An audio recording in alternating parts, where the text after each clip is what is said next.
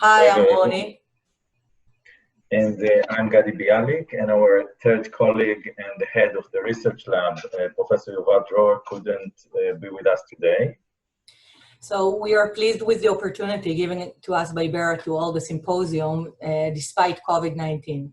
We're excited to present to you today preliminary findings of a multiple case study, first of its kind in Israel and as far as we know worldwide, on alumni of alternative schools. The name given to the symposium reflects the research gap on the subject and the need to examine in depth the contribution of alternative schools to the education system and to the society itself. More than 3 years ago, we've dreamed on establishing a laboratory for the study of change processes in education, with an emphasis on the results and outcomes of educational change processes. It was apparent that this component was sorely lacking in previous studies.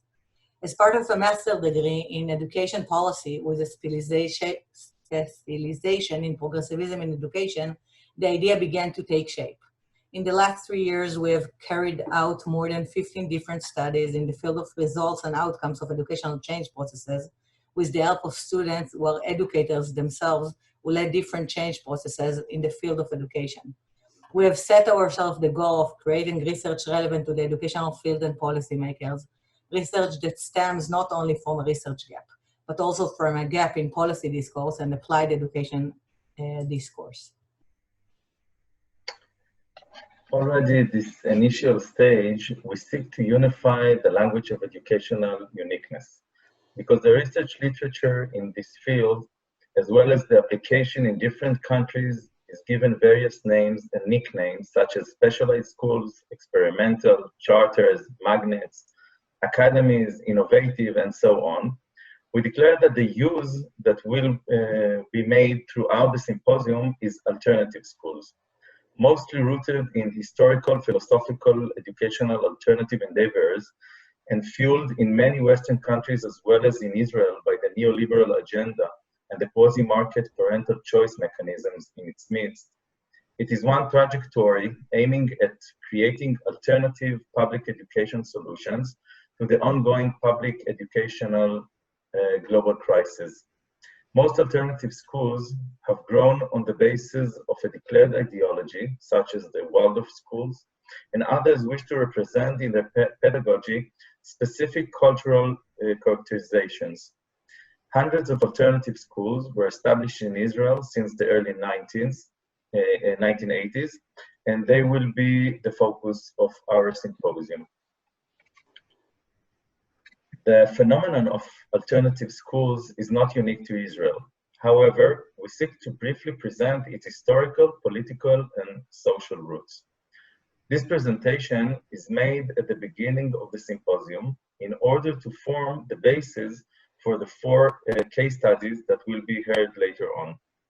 The pre-establishment education system of the State of Israel was composed of 4 separate education streams established by various political movements. Each stream was educating, considering the worldviews and ideologies relevant to its target audience values. With the establishment of the state in 1948, the government sought to enact education laws that led to the canceling of education streams and the creation of state public education under the responsibility and funding of the state. The state education law recognized 3 streams of education: state, state religious, and ultra-Orthodox.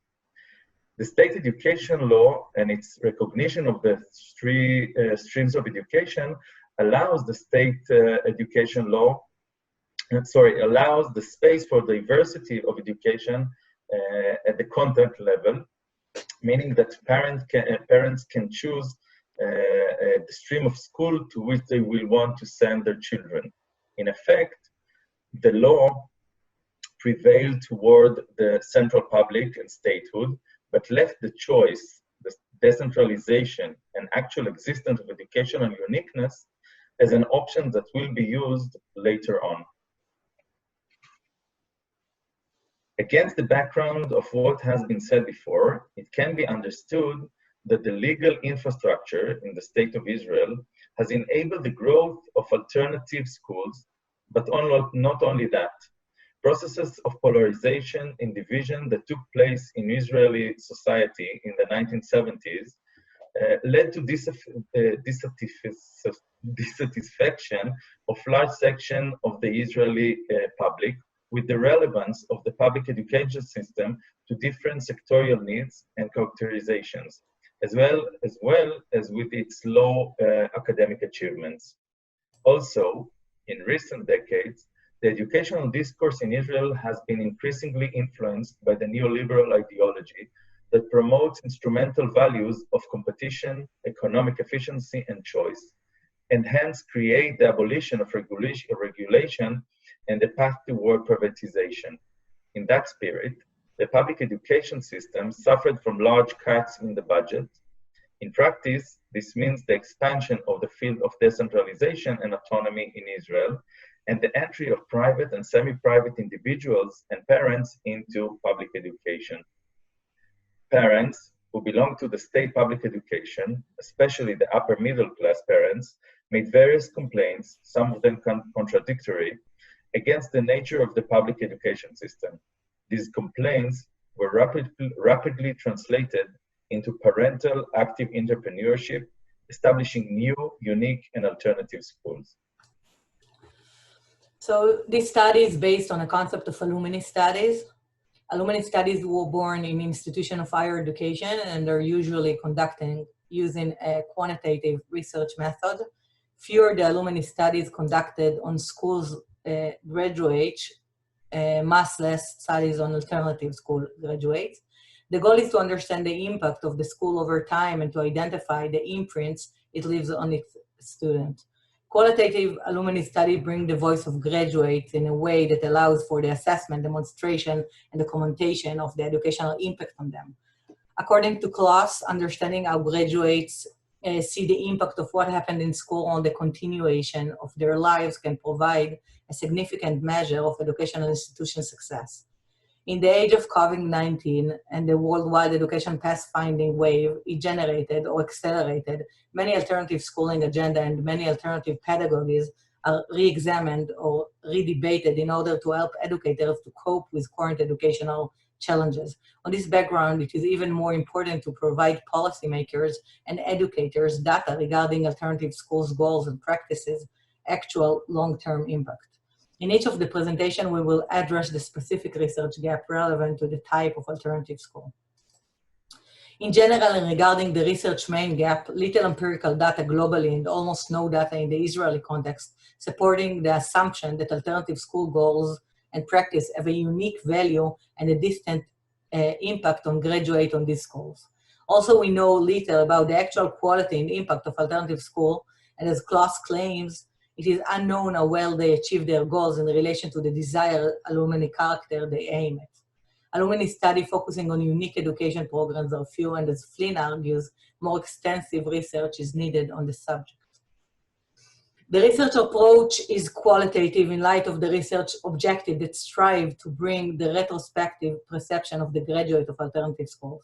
The study is a multiple case study that examines a collection of specific cases that construct an overall phenomenon and with the help of which general insight can be gained. The study population consists of 4 case studies. Each case reflects a type of alternative school in Israel. It is important to know that there are other types, but they are still in their infancy, and therefore their graduate cannot be researched. The 4 cases represent different types of alternative school.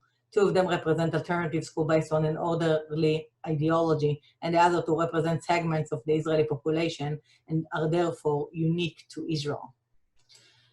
So here we go, and here is the order of the presentation. Democratic Alternative Schools, Karen Rosin and Anat Shamir.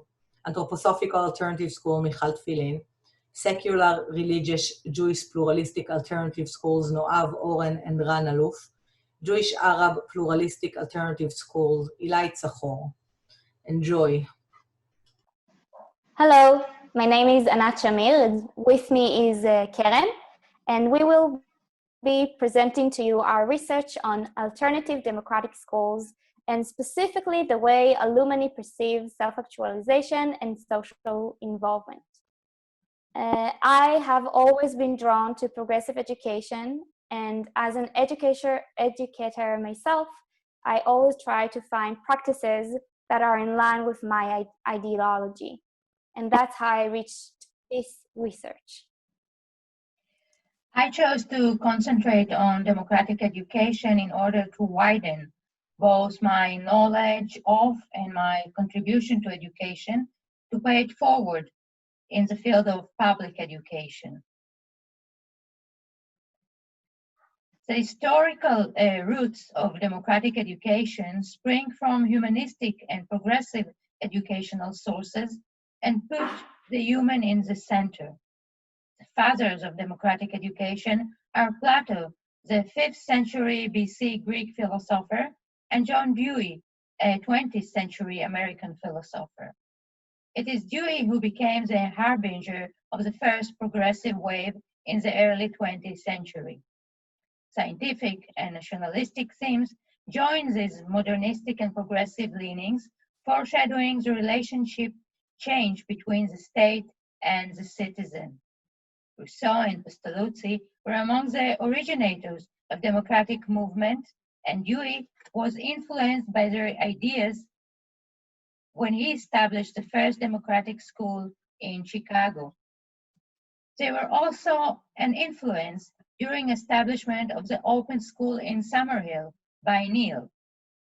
The beginnings of democratic education and Neal's and Dewey's revolutionary schools kicked off the second progressive wave in the 70s.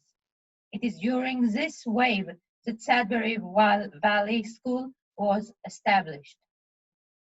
The leading theorists of the era, Rogers and Buber, significantly influenced progressive educational theories, while Maslow posited the drive for self-actualization. The democratic schools of the second wave and the desire for self-actualization gave birth to a significant criticism of democratic education, forming the 19th third progressive wave of democratic schools.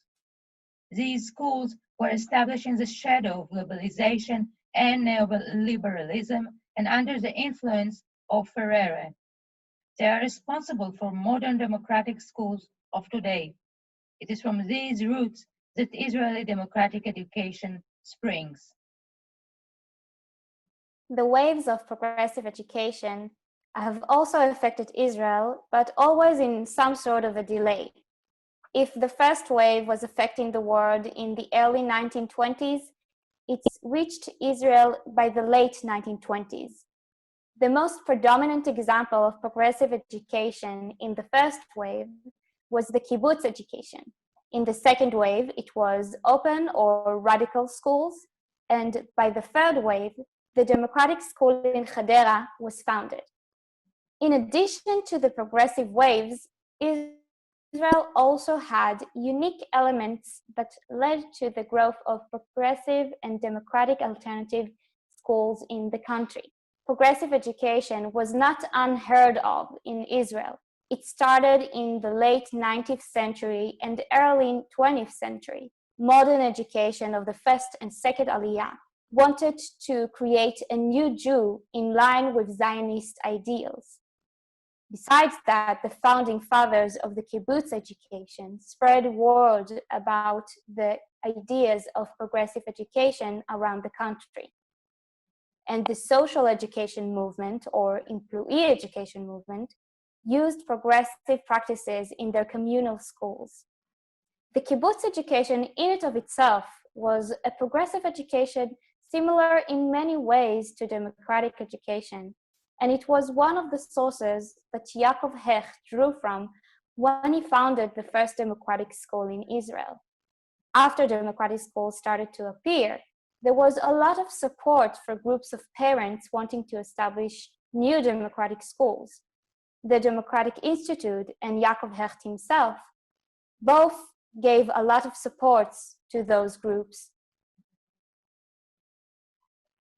Democratic education is one of the oldest expressions of humanistic and progressive education, one that places the human in the center, examining the student from a holistic point of view and stressing human dignity, pluralism, freedom, and active learning. from the very beginning of democratic education, as proposed by Dewey, to its latest expressions, the definition of democratic education brings its attempt to create a microcosm of modernistic society to the fore. Currently, democratic education accentuates the claim that self-actualization and social participation, both activist and participatory, are two sides of the same coin. They create a feedback loop necessary in an optimal democratic society. This loop uses as its agentive mechanism daily practices like PBL, dialogue, participation, group study, school parliaments, working groups, and mentoring. These practices and values create a never-ending cycle between the development of one's self-actualization and social involvement. A person that has high self-actualization is more likely to be able to see the other, also wanting others to reach their own self-actualization. Thus, they become more socially involved. A person that is socially involved meets a lot of other people that help him reflect upon himself and consequently reaching their own self-actualization. This cycle was always part of the democratic education ideology, but was emphasized more strongly in the last 10 to 20 years. Studies have already found support that alternative democratic schools have encouraged students to reach self-actualization at school and influenced them later in life to achieve self-actualization. There are also early findings pointing to the importance of social involvement to alternative democratic school alumni. However, there is no thorough research on the perceived importance of social involvement or how it is defined by alumni, as well as no research on the way alumni perceive the feedback loop between self-actualization and social involvement.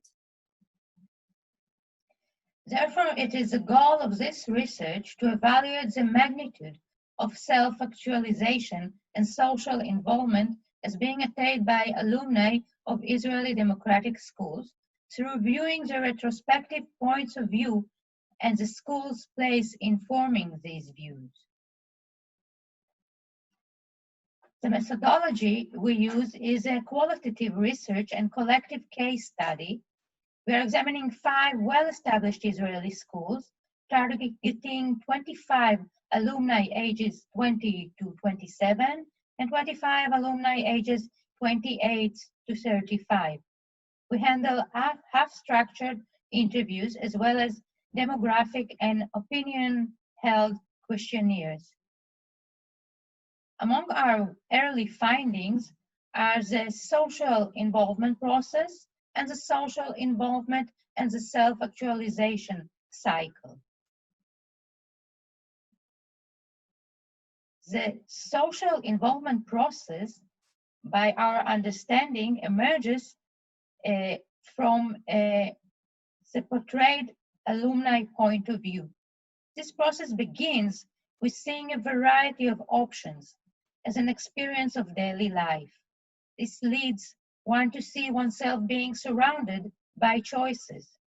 Each choice brings consequences, and choosing comes with responsibility one takes upon himself in the process. This process leads to experiencing a social involvement in the world. We have also noticed that the self-actualization and social involvement cycle is apparent in the stories of alumni. They say that the school encouraged them to choose and do what they want, just like Y wanted to be in the district pupils' council and made that come true. In order to do that, though, she and other alumni needed to reach out and seek help from others. By doing that, they became part of the school community, sometimes helping others, sometimes getting help themselves. They become socially involved. This way of helping others became a way of life for them, even as adults. But they usually choose to help in areas that they have interest in, they are strong in. Thus, when they help others, they also reach personal growth and self-actualization. These are our early findings on alternative democratic schools, alumni, and the way they perceive self-actualization and social involvement. Thank you for listening.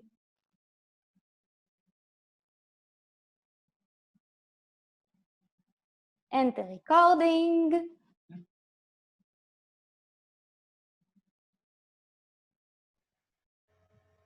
Hello everyone, my name is Ran Aluf. My background is in the field of informal education. In the past few years, I worked with many communities around the world.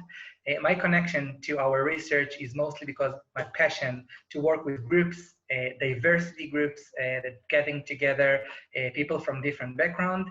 And our research today talking about alternative school and specifically about inclusive Jewish, religious, and secular schools. And we are aiming to find out what are the alumni perception of their self-identity, their acceptance of others, and the way they actively see the social civil civic involvement. Okay, so to understand a bit of the inclusive education in Israel, we have to understand a bit the education system in Israel. So the education system in Israel is divided to 3 different departments. The first one is the ultra-Orthodox education. The second one is the state religious education. And also we have the state education that most of the secular Jewish people, including the Arabs, civilians, are learning in this department. So the pure things that we can see that obviously none of those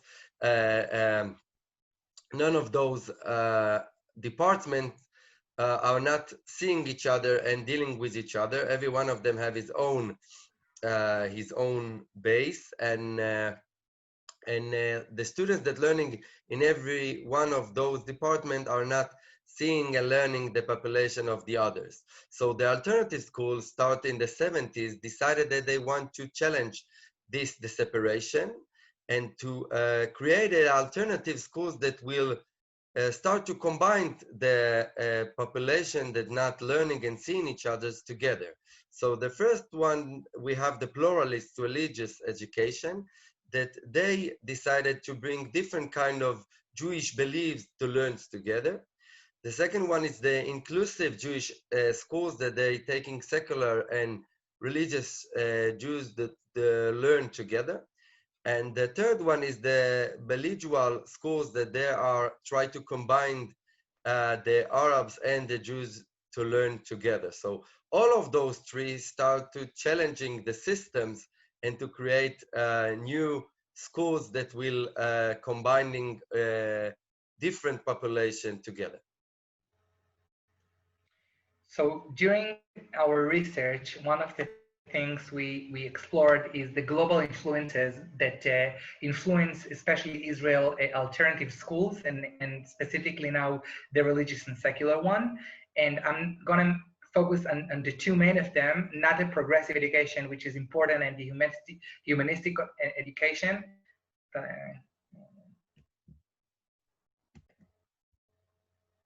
So humanistic education and progressive education are both gave a very good base, an important base to the establishment of alternative schools. But I'm mainly focusing today on the pluralistic and multicultural education, as well as the shared education.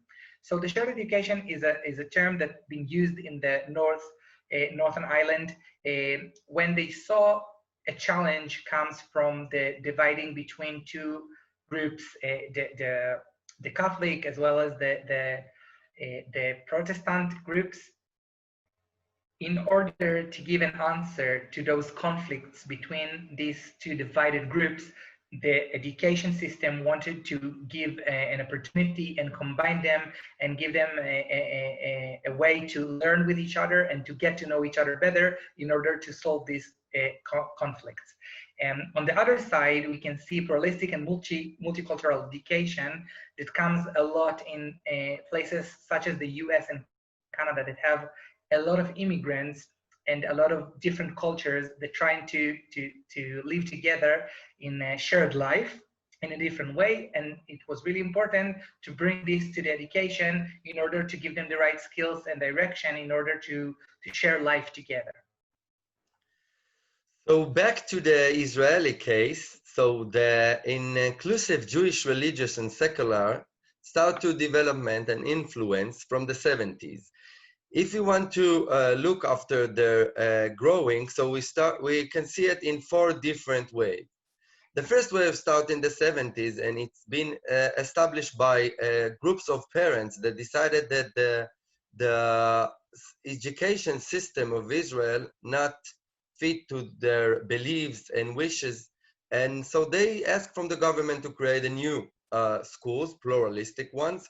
And also in those times, there was 3 different communities that started to be growing. And those communities was built from religious and secular Jews that in the end, all those 3 tried to build new schools that fit to their beliefs and their ideology. After, in the 90s, we can see that those time was very tense years in the political Israeli map. And there was a lot of problems between right and left and religious and secular Jews.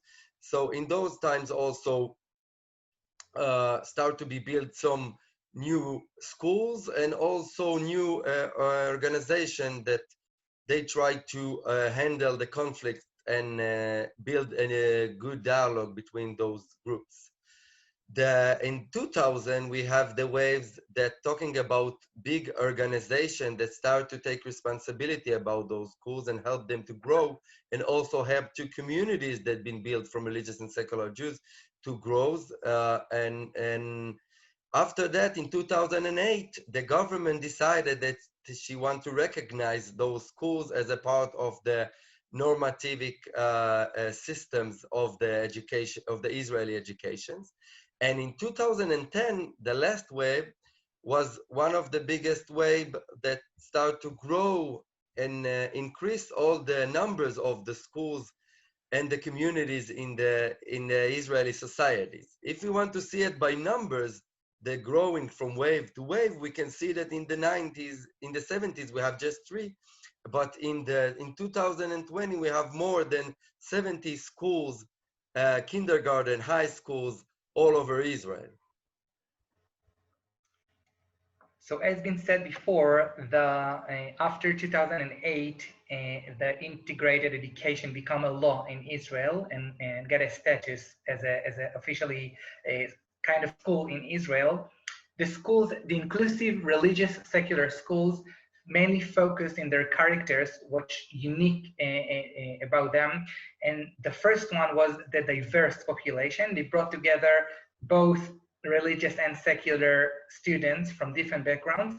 And based on that, they understood that they also need to give the right tools to and pedagogies to the staff, to the teachers, and to the other staff in the school. And that's why it leads to a unique roles, such as a coordinator who will be in charge of like the Judaism studies at the school, such as on. And one more thing was the professional development, which is very important part of the skills that the teachers need on top of what they learn in the universities before they are joining the school. And back to the beginning, when I said about the diverse population, in order to have a diverse population in one place together, we need to have tolerance and acceptance, and that's something that leads a lot of the alternative inclusive religious and secular schools. So the research goal of us is to try to examine, analyze, and interpret the retrospective perceptions of the alumni, of their experience in the inclusive religious and secular school, mainly focusing on the way that they see their self-identity, their acceptance of others, and their social civic involvement. Our methodology is going to be qualitative research. We're mainly focusing on collective case study. three well-established Israeli schools in Israel. Our population start in the range between 20 and 35 years old. The years that you see here is the years that they graduated their high school, and the way we did it was a semi-structured interview. So a bit of a taste from the preliminary findings that we have. As we can see, the first quote, it's speaking about the acceptance of others, how they can see from their small group of religious and secular Jews, they grew to be people who can see others in the wider diversity, and that's something that's been given to them as students in an inclusive school. So except from the wide diversity, we can see that also the alumni in their inclusive schools have the skills to handle dialogues and conflicts together and to understand different opinion and different perspective. This is the thing that they say about themselves, that when they see some conflicts, they have the skills to understand the others, and they have the skills to understand the complicated conversation that happening right now. The last founding that we will show today is talking about their social involvement and how they see those things in their adults, when they are adults. So the thing is that we can see that some of them, even if they understand and believe that this social involvement is important, they don't have any time to deal with it, don't have any time to volunteering from different reasons. And when they are volunteering, we can see that even if they have all the perspective that we just mentioned and the skill that we just mentioned, they are focusing in their environment and their society. They're not going out of it. They're not going to the bigger society to handle some places that it will be more challenging. And this is a very interesting founding that we saw. So thank you for listening. It was a pleasure. Bye-bye. Bye-bye. Hi, my name is Ronnie. Here with me, Michal and Gadi. We will do this presentation on the development and growth of Waldorf education. Hi, I am Michal Marton-Tfilin, married and mother of 2 children. I have been involved in education for close to 20 years. 9 years ago, my eldest daughter Tamar was born. Prior to her birth, I made decision that my children would be educated in state public schools in Israel, out of a perception of taking responsibility for the public system and striving to produce a better education for all. This led me to explore the graduates of alternative schools and in particular Waldorf education. Waldorf education is rooted in the life of the anthroposophical movement founder, Rudolf Steiner. Steiner was born in the year 1861 in a town on the Austrian-Croatian border to a lower-class family. At the age of 23, he came to Vienna and was a home teacher for 6 years. He worked with 4 sons of a wealthy family, the youngest of whom had a developmental delay. During the work with the child, he began to develop his educational doctrine. In 1897, he began studying the humanities, natural sciences, mathematics, psychology, education, and medicine in Vienna. He saw all of these as a common denominator for the life sciences. The desire to connect and combine the separate and divided worlds of life. In 1912, he established the Anthroposophical movement. The purpose of the movement was to encourage, develop, and formulate an exploration of spiritual knowledge. He believed people must know and understand the world, and the human beings, and the interrelations between them, and that a deep and inner understanding of human nature will promote human development and produce solutions to social problems in the world. Over the years, the movement has developed extensive activities in diverse fields, from medicine through agriculture and art, and the various fields of science. The field of education developed at a later stage and was also based on the study of human beings. Steiner considered developmental psychology divided into 3 stages: from birth to the age of 7, from 7 to 14, and to the age of 21. He believed that each stage is the basis for good growth for the next stage, and that no stage should be skipped. His educational doctrine also speaks of 3 worlds for the human being, from a world of body to a more spiritual world. A person, so he claimed, must understand, recognize, and even influence each of these worlds.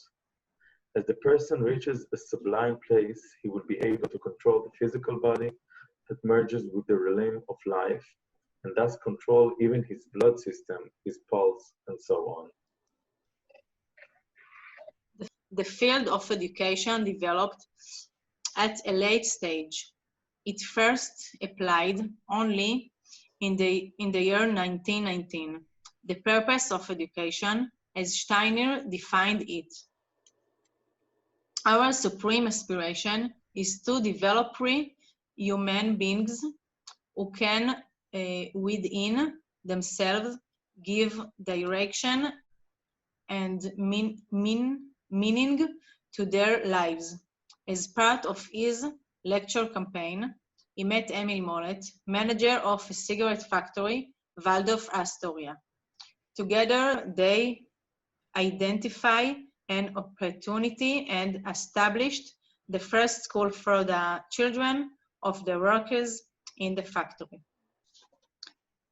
The goal in relation to the alumni character have been from the beginning: development of self-awareness, recognition and awareness of the body, the physical dimension and feelings of the person, and the social involvement. As part of his connection to produce a better world and to deal with the social problems in the world. When we come to look at the application of the approach and its pedagogy, we will notice several elements that are repeated in all Waldorf schools. All schools are established out of a joint process of parents, teachers, and students with a common value, spiritual, human, and educational approach. The material and the content of the curriculum serves the needs of the child.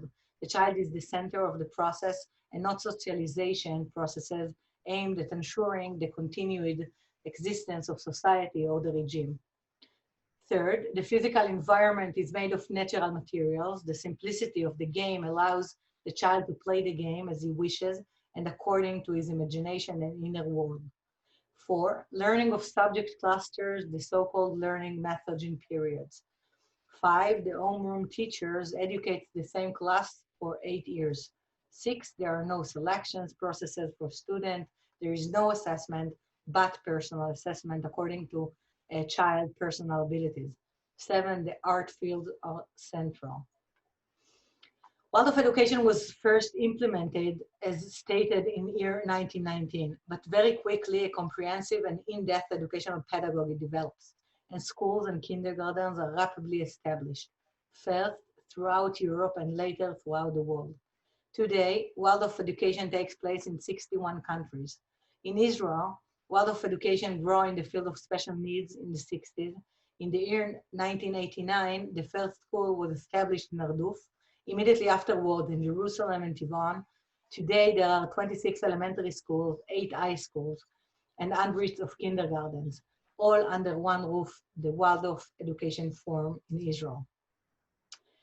Not much research has been done on graduates of alternative schools in Israel and around the world, but for Waldorf education graduates, the situation is a bit different. To mark the 75th anniversary of the founding of the first school, a research institute for Waldorf education was established in North America. To date, many studies have been conducted, and the findings indicate a significantly high percentage of graduates working in the field of humanities and arts, and that the work environment, job satisfaction, and lifestyle are more important for them than high income. A comprehensive study by Dr. Gilad Goldschmidt about graduates in Israel indicates that Waldorf education principles help develop resilience, ability, belonging, and meaning, which enable adaptability in adult life, with an emphasis on significant draft to the army. Although what we know, there is a knowledge gap regarding the new Waldorf City School established in the last 20 years. Also worldwide, the research regarding social involvement as an outcome of Waldorf education is poor. The aim of this study is to describe and analyze through the retrospective perception of Waldorf school alumni, the place of the school in shaping a graduate character with the ability to develop self-awareness, recognition and awareness to the physical and sensory aspect of their body and social involvement. This study is qualitative, based on multiple case study, and focuses on an in-depth interviews among one Waldorf City School in the center of Israel. So far, I have found two preliminary findings. The first finding is surprising given the fact that Waldorf education has clear educational goals in relation to the graduate figure. However, the graduates testify that in their experience, they did not feel that the educators and schools had clear goals regarding graduate figure. Rather, they experience their self-development as the only goal. That is, according to them, the goal is to reveal to them the world and reality. And in this, they will grow up to be who they are according to their will and personal joy. Another interesting finding is the link between internal and external processes, between the individual and society, between the community and the communities outside. Social involvement is a central goal in Waldorf education and is commonly referred to as an action that the person does for the other. Nevertheless, that graduates of Waldorf education perceive social involvement as something that stems from the individual's internal process, from listening and being alert to himself and his environment. In their view, social involvement is the act of thinking about social involvement. They believe that out of sensitivity to the reality exposed to them, one may develop social involvement and less out of ideology. Thank you for listening.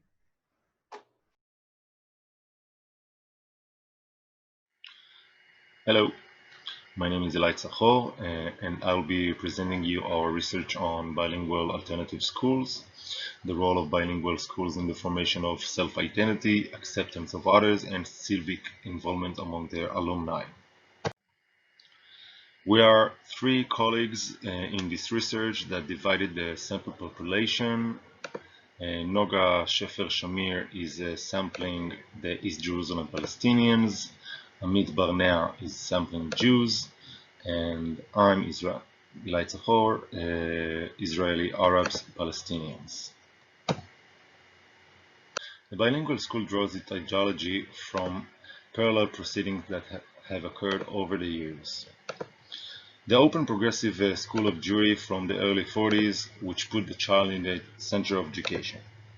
The multicultural education emerged in the 60s last centuries in the United States under the influence of a protest movement of racial minority group in the hopes of addressing the heterogeneous population.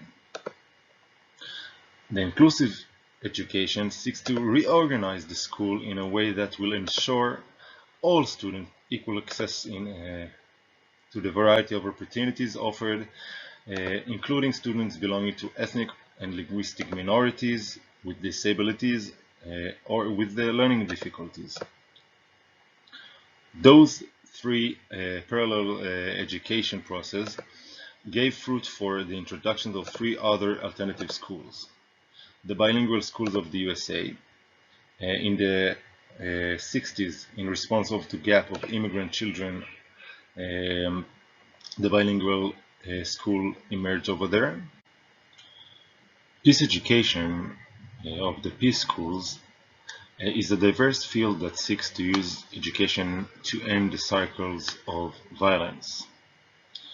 The integrative schools that are intentionally taught together by students who are usually educated separately, they bring students together across ethnic, religion, or national differences, originated in the United States in the struggles against segregation.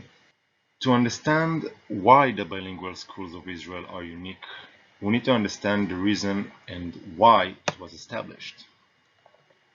One of the reasons is because of the Israel-Palestinian conflict, described as an intractable conflict, which with the intentional of sexual segregation leads to inequality and discrimination against Palestinian minority in Israel. At some point, both of the people on both sides of the parties wanted something else, to change the course of the intractable conflict, and established Neve Shalom Wahad El Salam. The process that started with the establishment of the first bilingual school in Neve Shalom till the establishment of the two other NGOs that support and build bilingual schools across of Israel is already 20 years old. Today, there are more than a dozen of bilingual kindergarten and primary schools across of Israel, and only one bilingual high school, and it's located in Jerusalem. All of the schools, of the bilingual schools, have been recognized as public and official schools. The goals that correspond with the ideology that stems from the NGO that established the bilingual schools and want their alumni to have those values and virtues, as you can see, the recognition of the uniqueness and heritage of different populations in Israel and their acceptance, or education for democracy and equality, or forming of personal and national identity while respecting the common and different of the other culture. But to achieve those goals of the bilingual schools, they use some guidelines that have similar but unique difference between schools, like two educators in a class. One is Arab and one is Jew. Each one of them teaches in their own mother tongue and only reply when they speak with the corresponding language. Progressive pedagogy. The school teaches the students both of the narratives in Israel. One is the Jewish narrative and one is the Palestinian narrative. As an example, the school indicates Independence Day as well as the Nakba, so both sides will learn the other side's stories. As we dove into the practices and the ideology of the bilingual alternative schools in Israel, we found some complexities in the literature. We found out that the numerical ratio of Jews and Arabs in schools has changed over the years. We found out that there are more Jews in the primary school, but more Arabs in the high school. We found out that there are tendencies to avoid significant dialogues about national identity in the Jewish national group. We found out that they prefer to talk about how to be a Jew and Judaism, but doesn't really go inside in depth to understand what it means to be in a country that you have Jews and Arabs and Palestinians in the same group and in the same area, and how do you live with it, and what is your identity and what is the national identity that you could achieve. And also the balance of power in the bilingual school. As we spoke about the development, we see that it's very difficult to disengage from national socialization because, as we know, we live in Israel, and it's sometimes quite difficult to disengage from what's happening outside of school, and how do you bring it inside of school. Our research goal is to analyze alumni retrospective perceptions regarding the school's place in the formation of self-identity, acceptance of others, and civic involvement. Our research methodology is a qualitative research and a collective case study. We have variations of school samples as well as research population that is vary between the three colleagues that we have. So 20 alumni, agents between 20 and 35 Israeli Arab Palestinians, another 20 from East Jerusalem Palestinians, and another 20 alumni in the same age Jews.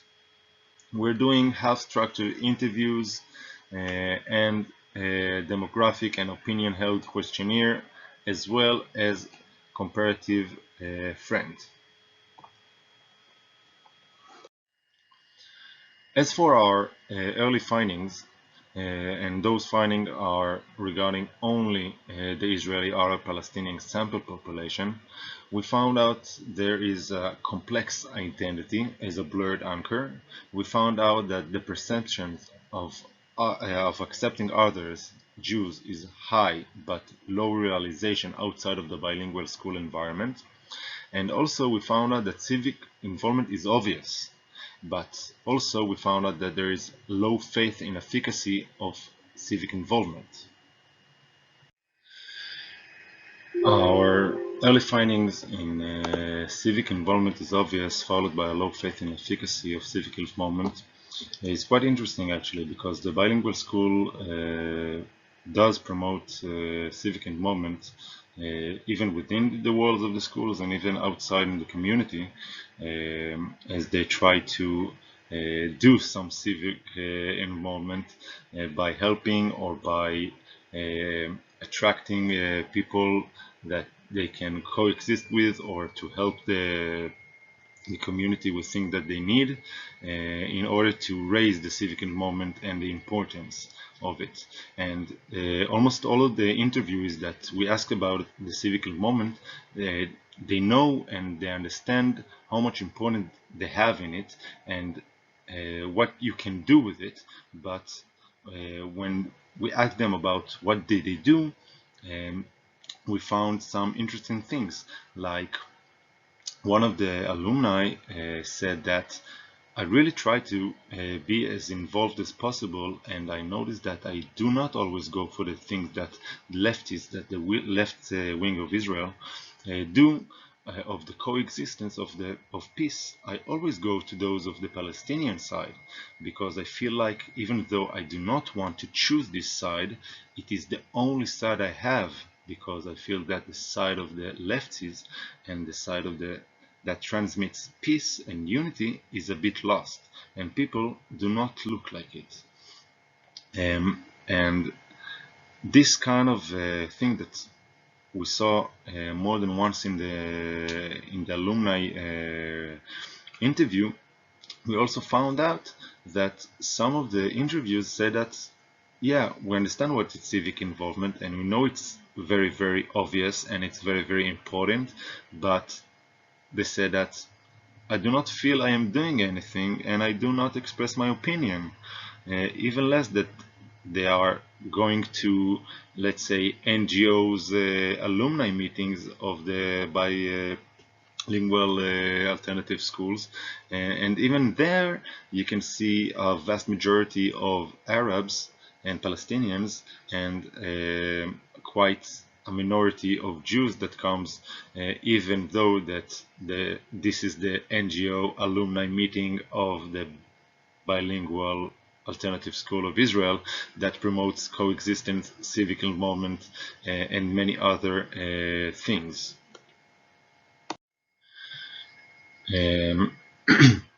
Our early finding of complex identity as a blurred anchor is something that while we were speaking with the interviewees, with alumni, we found out that at the bilingual school, the identity is quite easy or quite easily structured as something that is quite fluid. That means that while they're inside a bilingual school, they find themselves in a place that whatever they're doing, they have a lot of good feedback. That means that when they go to meet other people from the other belief of the other religion, it's not something that it's going to be against each other. It's something that let's learn about each other, let's understand each other, and because they are already inside a place that have this kind of environment, their identity is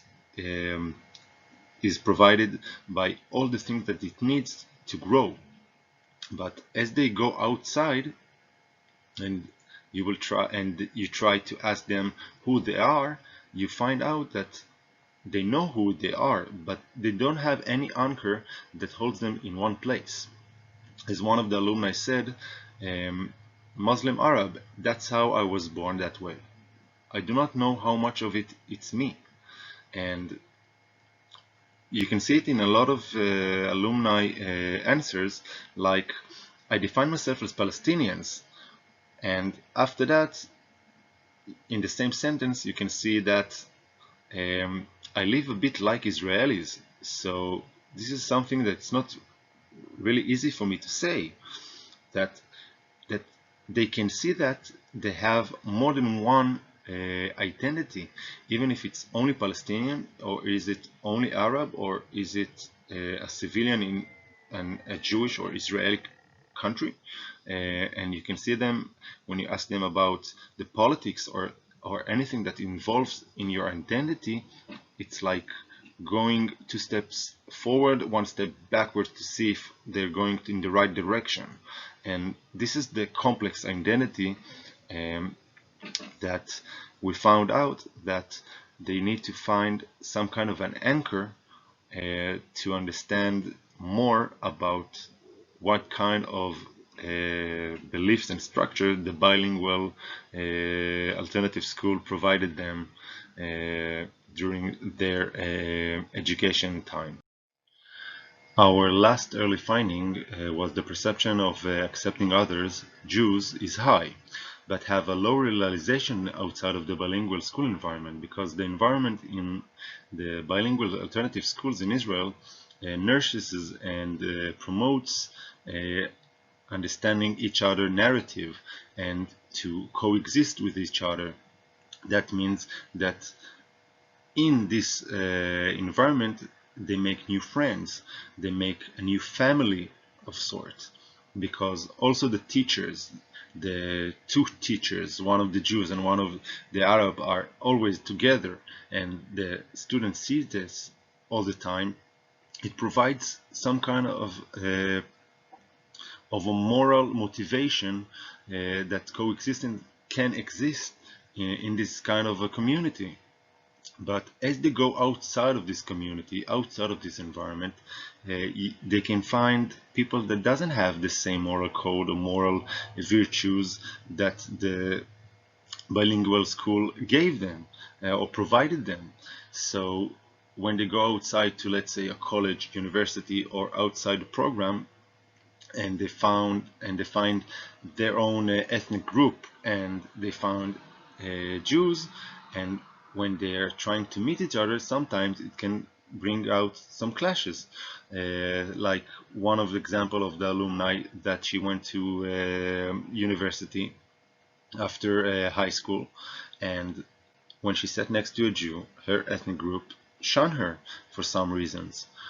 So that makes quite harder to make perception and accepting the other, this Jew. And again, you can find many more examples of how it's more difficult and more not able to meet each other because of how Israel is today, or how everybody is growing up because of how the social environment and social movement is moving toward left or right in Israel. So all of this creates some kind of a perception that is low after you finish the bilingual alternative school. So we, as the team of researchers and our supervisors, want to thank Bera and the Alternative Education SIG in particular for giving us the opportunity to present this symposium. And for those who took their time and listened to us, we hope you had a good time from Israel. Thank you very much. Goodbye.